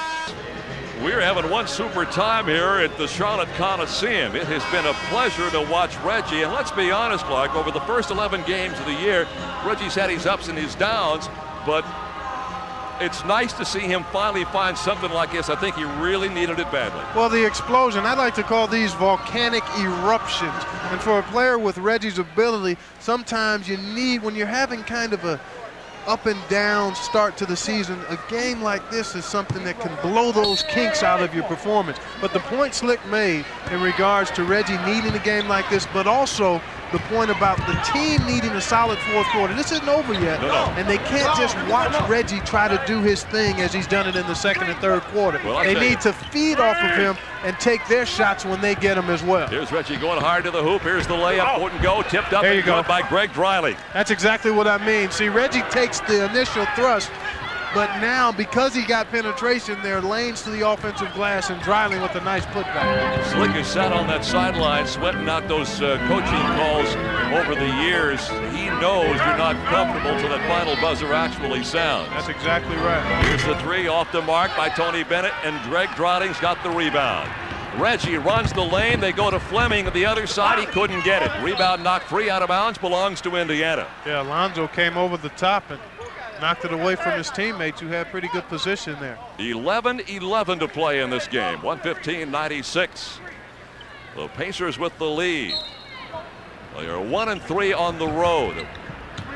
It's tough to win out here in the NBA, especially tough to win here at the Charlotte Coliseum. This ball club, the Hornets, are 4-2. Richardson. He's got Mourning on him. Now Bogues goes out to help out. He got the ball to Dryling. Good look that time by Pooh Richardson. That's just good, basic, smart basketball. Recognized the mismatch, sent Greg Dryling into the low hole, got it to him and drew the foul. Well, I'll tell you what, a couple of good solid possessions here early, and all the air will be out of the Hornets' balloon. I know we've got a little ways to go yet, but there are points in the game where you can really knock a team out. And with 2 or 3 good solid possessions, the Pacers will be well on their way to getting that done. Here's Richardson trying to get a couple. Cannot. Rebound comes long into the hands of J.R. Reed. Tony Bennett out to Reed. They swing it to Bogues, and Pooh goes out to get in his face right in front of the Pacer bench. Here's Muggsy. And Greg's got another rebound. Tell you, you're not going to intimidate Greg Dryling. I'll guarantee you that. And that may be one of the reasons Bo put him in there. Well, certainly he'll exchange body for body, blow for blow with Alonzo Mourning. Now Reggie's isolated on Larry Johnson. Here's Reggie pulling up for 3. He won't get it, but Greg's got the rebound. Great play by Dryling. Sets it up all over again at a fresh 24 with 9:55 to play. So you can see the energy level just being slowly drained out of the Hornets. Pacers can't afford a lot of empty trips. Here's Reggie. He's open on Johnson. Took him inside. Pulls up. Had it blocked by Mourning.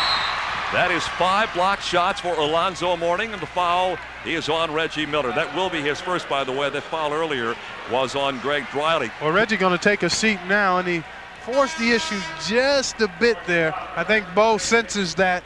Going to give him a breather. Nice hustle here by Mourning to get out and challenge the shot. Great reach, excellent timing, and he gets the block, and then Reggie committed the foul afterwards. All right, prior to those last couple of shots, as Detlef Schrempf comes back into the ballgame, Reggie was 14 for 22 from the field, 19 of 21 from the free throw line. That totals 50 points in this ballgame. That's including, what, 2 or 3 triples for Reggie tonight. Yes. As a matter of fact, 3 triples. 3. No, yeah, 3. He had 2 in the second, 1 in the third. That'll make Paul Powell of Indianapolis happy. Way outside off the mark by Tony Bennett. Now they're getting a little desperate. Here's Fleming in on Tony Bennett, who wraps him up and commits the foul. The thing I like about this, Clark, is Indiana is still running the play, running the offense that Bo installed for tonight's ball game, still pushing the ball up court, not taking anything for granted and pity-pattying up for that half-court offense. Well, they're a relaxed team. I mean, you got a 19-point cushion with 9 minutes to go. Yes, the Hornets have shown no evidence of stopping the Pacers from doing what they want to do. So the relaxation is the last thing on the mind of head coach Bob Hill. No, I don't mean relax in terms of being complacent, but you're playing at ease. You're playing within yourself. Bad pass by Dent, trying to get to McLeod. It's 2-on-1. Here's the layup that is good by David Wingate. He has 16 points. Alonzo Mourning, by the way, had a 17-point third quarter. We were telling you how strong he was in the third. He is total 25 tonight. He's the top scorer for the Hornets. 115-98. You don't want Charlotte on a run here. Mourning comes out. He has Detlef. Here's Pooh Richardson. Shot clock is down to 3, and Det will take it outside and knock it home. Detlef Schrempf with 25. His season high, if you're wondering, is 32. He got 32 against Philadelphia earlier this year. 8.5 minutes to go on this game. 117-98. Mourning with a high pass inside. And there is a good, strong move by Dryling and a walking violation called on Alonzo Mourning. And Dryling is the guy that created that. Well, he just held his ground, and see, he's just going to hold his ground and watch Mourning get up and then come down before he lets the ball go. See, his feet came back to the ground before he got rid of it. Pacers lead with 8:15 to play, 117-98. Fleming and Dryling from 18 feet out. That's a little out of his range, but Richardson's got the rebound, and they get 24 seconds to go play with again. Seems like the Pacers have got every long rebound here, especially in the second half. They've given themselves extra shot attempts here in the second half. Which is a little unusual, Clark. That's not their past history. Here's Fleming. Off the glass, no. Tipped around, comes down to Larry Johnson. Muggsy Bogues runs the right side. Quickly up court they go. Here's the shot off the mark. Foul on Dryling. That's 2 on Greg. We'll meet this ball club again on January the 24th down here. And then if you want to catch the Hornets and Alonzo Mourning and Larry Johnson and Muggsy, they'll be at Market Square on February the 26th and on March 19th. And I might add, if Kendall Gill is healthy and Johnny Newman are healthy by that time, I don't know about Newman, but certainly if this one goes in the Pacer books as a W, they will remember. Oh, yes. Reggie Miller and his explosion, and also the salt to the wound he provided with some commentary down there in front of the Hornets bench. It's 18 now on the board for David Wingate. Yes, if you're just dialing in and dialing out or just joined us for whatever reason, Reggie Miller has lit up this crowd of almost 24,000 tonight. He is on the bench now grabbing his breath. He has 50 points in this ball game. Indiana with a 17-point lead. Pooh Richardson with a great baseline spin move. Just took Muggsy Bogues down in the low hole and then made a nice shot to get it up over Reed. And now Pooh Richardson has hit double figures for the 7th time this year. And the Pacers with 7:15 to play have the lead, and let's see where they get the foul on. McLeod is the guy that stepped in the middle and knocked it away in front of Larry Johnson. And I believe they may get George. No, it's on Greg Drotting. That'll be 3 on the big guy. Through 3 quarters, Indiana was shooting 58%, Charlotte 54%. Clark, so both ball clubs really putting the ball up and great successful tonight. 7:02 to play. Here's Johnson. Here's a guy who really hasn't been a factor. J.R. Reed. That is Reed's 13th point. That's misleading because J.R. had 7 in the first quarter. You're right. Larry Johnson has only 10, Clark, and only 2 since the second half began. He really hasn't looked at the basket aggressively, and that's been a complaint of the coaching staff. They'd like to see him step up and assert himself a little more as opposed to always looking to kind of blend in and get his teammates going. Rebounded by Charlotte. Here come the Hornets trying to improve on their 7-5 mark. Muggsy Bogues hard to the hoop. Foul called on his way in. And the foul is on Pooh Richardson. That's number 2. We'll get a timeout now. 6:29 to play in the ball game, and the Pacers lead by 17. Well, we're about worn out. Clark Kellogg, Jerry Baker. We're at the Charlotte Coliseum. And it's Indiana by 17. Let's check the Dutch boy in the paint numbers tonight. And I'm not accustomed to seeing the name Pooh Richardson in there as the leading rebounder. But Clark, there he is with 9. And the Pacers leading in the rebounding battle tonight by 4. Good work on the offensive glass. And Pooh Richardson not in the game now, but only 1 rebound away from a triple-double tonight. He is out of the lineup right now. Reggie's come back in the ball game. Reggie with 50 points, looking to set a Pacer high, franchise high. He has 50 now, the franchise high 52, set back in 1980 by Billy Knight. Baseline shot up and good by Muggsy Bogues. Believe it or not, first 2 points of the second half from Muggsy. Now this, Clark, may be one of those runs that I know Slick was talking about and I know you get concerned about, but Reggie Miller has hit now 52, and that ties the Pacers' all-time franchise record in the NBA for points in the game at 52. And Billy Knight's gone, doggone it. No, I know Billy better than that. Oh, yeah. Here's Reed outside, shooting over McLeod, and J.R. Reed gets his 15th point. Yeah, he's probably saying worse than doggone. No, because his records wife, are made to be broken. His wife and his young little child are going to be down. Now, Daddy, settle down a little bit here. Here is a foul on Wingate. We'll get a chance to hear what Billy's got to say, Clark, because you and I will be down in Atlanta next year. No, you're not going to be there? Oh, I see. Other things. Slick and I will be in Atlanta. And Billy Knight will be in the studios, and we'll have Brian Hammonds get Billy's reaction to potentially losing his franchise record. You'll be off. You have a lot of vacations. Have you noticed that? You got a better guy negotiating your contract than I have. Oh, my, babe, give me a break. It's 121 Stop punching me below my belt, will you? It's 121 to 106.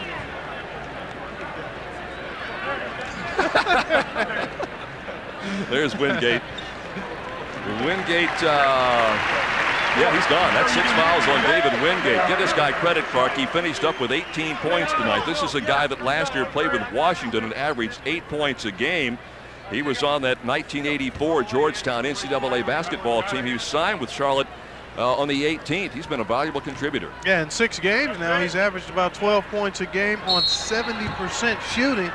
in addition to giving the team some quality defense and some additional activity and energy. So he's been an excellent find for the Hornets in the absence of Johnny Newman and Kendall Gill because of injury. Here's Detlef. He got J.R. Reed in the air and then just drove right under him, and J.R. had nowhere to go. He has 4 personal fouls. Boy, Reggie wanted to fire that 3. Well, Reggie's taken some heat in the press and just from the fans in general for his up and down play this year. Not the consistency you expected, but boy, he has put on a show tonight. Here's Detlef Schrempf. Outside to George McLeod. It's short, rebound on the floor. Muggsy Bogues has got it with 5 minutes to play, and the Pacers up by 15, 121 to 106. Threw it away. I think Reggie is slowly understanding what it means to be the guy. See, last year and in years past, it has been Chuck Person. The bright light has been on Chuck, and Reggie was able to kind of stand in the background and be a supporting player and come up with his numbers in that fashion. Now, as a marked man, he's got to be a little more assertive, and he's really tried to do that in the last couple of ball games, trying to get himself going a little earlier. And tonight, he's just had one of those explosive nights. Rebound ripped out of there by Dale Davis. Here's the lob to Fleming. He got 2 off the assist by Reggie Miller. Vern Fleming's first 2 in the second half. He has 9 tonight. Reggie was a first-round pick of this ball club, the 11th player taken overall in 1987. Morning missing, rebound knocked free. Alonzo's got it again, put it back up and got it this time. Zoe with 27, Clark with his first 2 in the fourth. Well, it's been all Pacers here in the second half.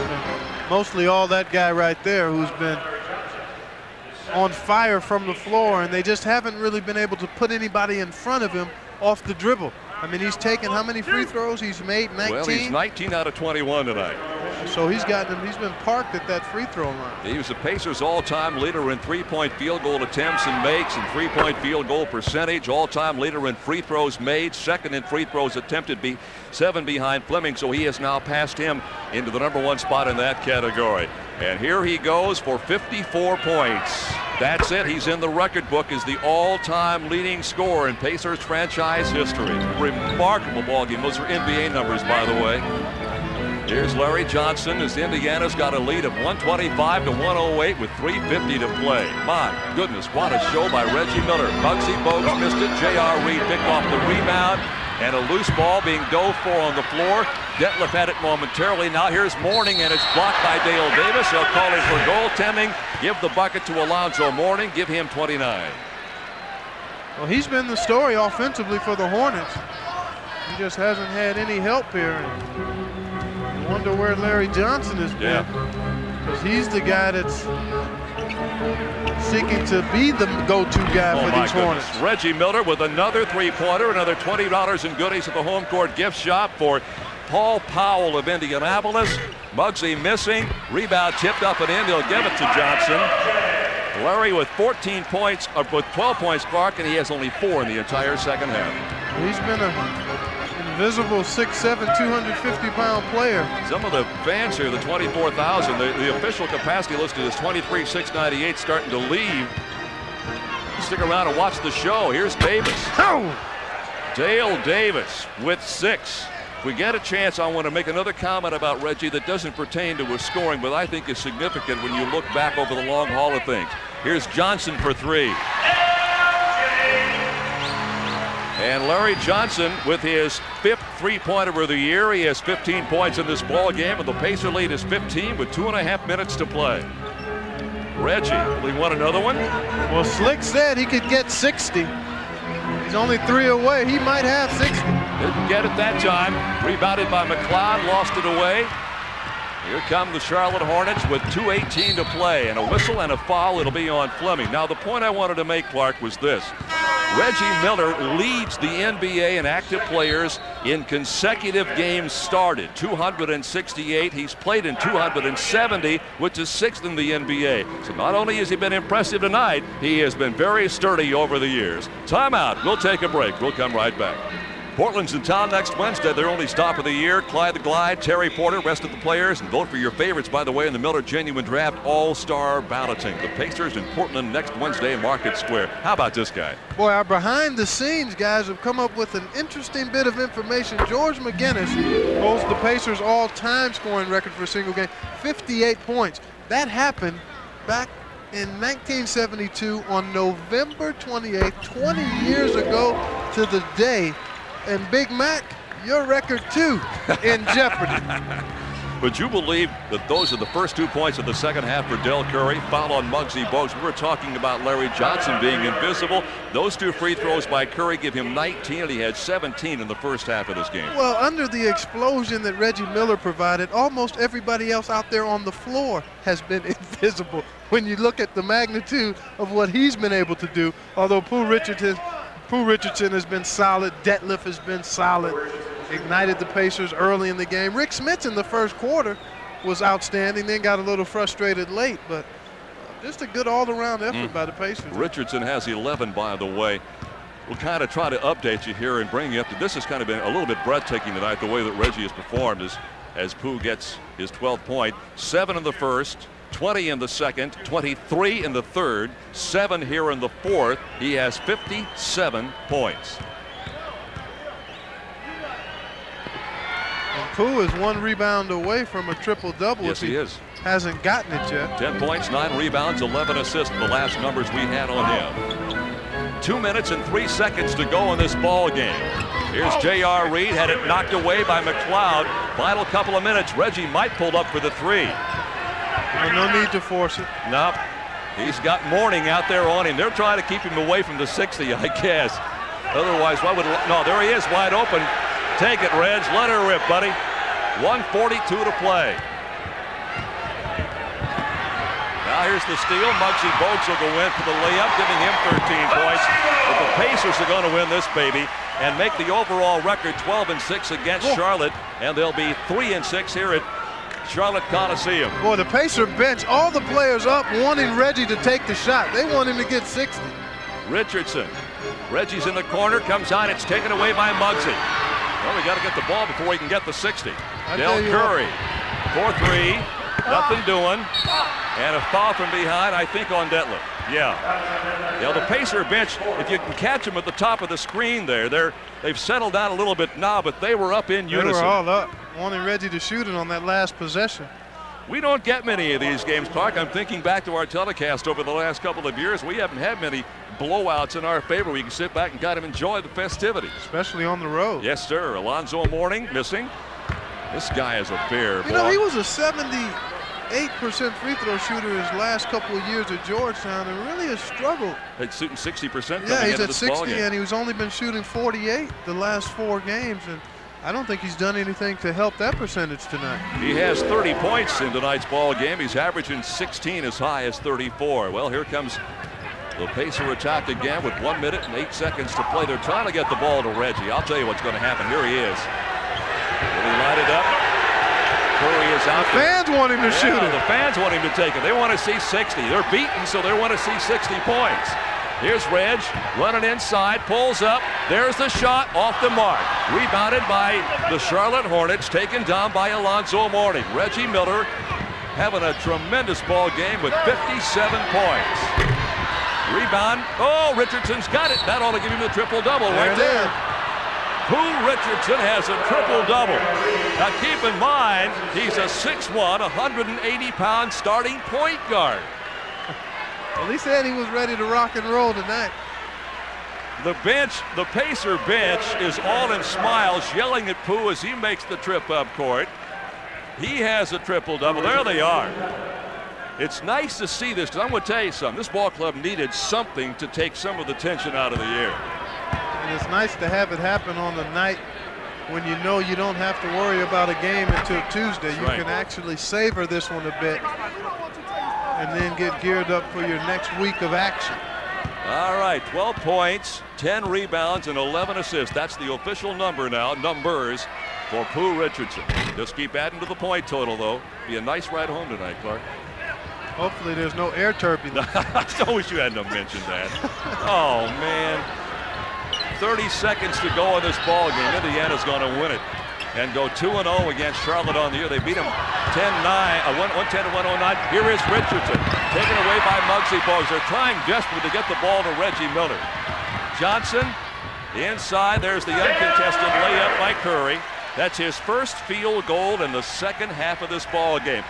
You see Bo pushing him up court. Look at the bench, the Pacer bench. Everybody's up. The fans that are here are still hollering Reggie. They what want a Reggie. great way to finish this game it would be. There it goes. It is no good. Reggie with a smile on his face. And here come the Pacer players out to greet him. Sam Mitchell's the first guy there. I mean, we have seen one of the shows of a lifetime here. This has been great basketball. Well, we're going to take a quick preview of Nightcast coming up on Fox 59. We'll come back with a recap of the game, and we'll try to have a shot a couple of minutes, if possible, with Reggie Miller. Final is 134-122. Now back to the Channel 59 studios and Adam Shapiro. Adam? It was some 20 years ago, right to the date, that the ABA NBA all-time scoring record for Indiana was set by George McGinnis with 58 points against Dallas. Some 20 years later, Reggie Miller came within one, but he did, Clark, break the NBA Pacers scoring mark of 52 set by Billy Knight in 1980 with 57 points tonight, and there's the final score. For the Indiana Pacers, a big win. For the fourth consecutive year, CarX Muffler and Brake is donating $100 for each Pacers win to the Indiana Special Olympics. So far, the total amount donated is over $13,000 with win number 6. That is $600 this year. Tonight's Miller Lite three-point payoff contestant, Paul Powell, by the way, won $80 worth of goodies from the Pacers home court gift shop and a Miller Lite sports bag. To enter, send us your name, address, and telephone number to the address that we're showing you on your screen. You must be at least 21 years of age, by the way. Paul, congratulations to you for the $80. Reggie Miller has joined us. We're going to take a real quick break, and then we'll come back and talk to the guy who just went for 57 points against the Charlotte Hornets. Jerry Baker and Clark Kellogg, final score 134-122. The Pacers knocked off the Charlotte Hornets tonight. We had a terrible time picking our player of the game, but I guess we'll go with this guy on your screen, Reggie Miller. A fantastic ball game tonight. Reggie finished up, the official numbers have arrived, 57 points on 16 of 29 from the floor, 4 of 11 three-point land, 21 of 23 free throws, 5 rebounds, 8 assists, and a steal. The McDonald's Restaurants of Central Indiana donating $500 to the Central Indiana Ronald McDonald's Children's Charities on behalf of tonight's player of the game. Reggie, I've got to ask you, how did it feel? I know it's a stupid, inane question, but you were on fire tonight. Yeah, I just wanted to get into the offense early, and I missed some easy shots early, and I thought it was going to be a rough night, and then I came back and hit 4 or 5 in a row, and then I started to feel good. And what I really did is wanted to get out on the break and try to get some easy ones, and Pooh was doing a good job of getting me the ball out ahead, and I converted them. I wanted to be more aggressive going into the hole, try to get to the foul line, and even though I missed 2, my dad's going to kill me. He's going to say, well, you should have had 59. Well, you hit 19. What we have you for? 21 out of 23. Yeah, that's not too bad. Talk a little bit about Detlef being inserted into the starting lineup. Well, you know, we were having problems getting off to quick starts, and Rick took a while to get warmed up, and so basically I was kind of out there, you know, searching for myself. So it was a change of venue, not to knock anything about George McLeod because he had been playing great. Exactly. But I think that just makes our bench a little bit more better with him coming up behind me. Okay. Well, Reggie, Billy Knight's back there watching, saying, well, there goes my record. I congratulate you. We can talk all night about this, my friend. Excellent ball game this evening. Thank you. Reggie Miller with a marvelous effort tonight of some 57 points. We'll take a break, and then we'll return in just a moment. The Pacers win it by the margin of 134 to 122.